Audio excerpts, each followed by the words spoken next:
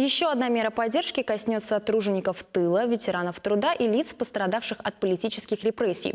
Ежемесячные социальные выплаты им будут проиндексированы почти на 3%. Какие еще законопроекты рассмотрели сегодня члены правительства, узнала Светлана Позднякова. Величина прожиточного минимума на душу населения в Чувашии составит 9804 рубля.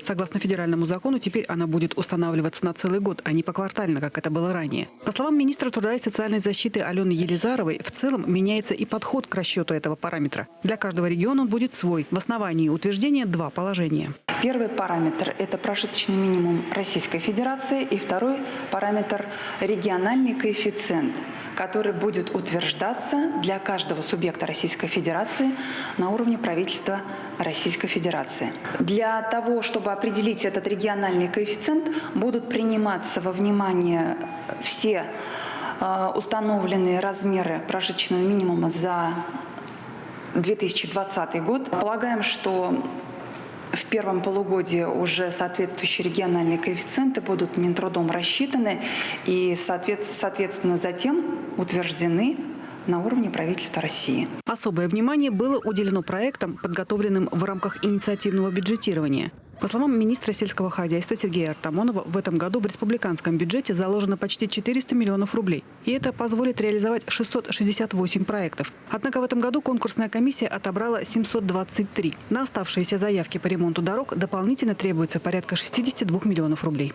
Все проекты, которые основаны на инициативе граждан и поддержанные путем внесения собственных финансовых средств, мы просто обязаны поддерживать. Поэтому, несомненно, коллеги, принимаем. Я предлагаю оформить все необходимые документы для того, чтобы эти проекты уже в этом году были реализованы и люди получили соответствующий эффект.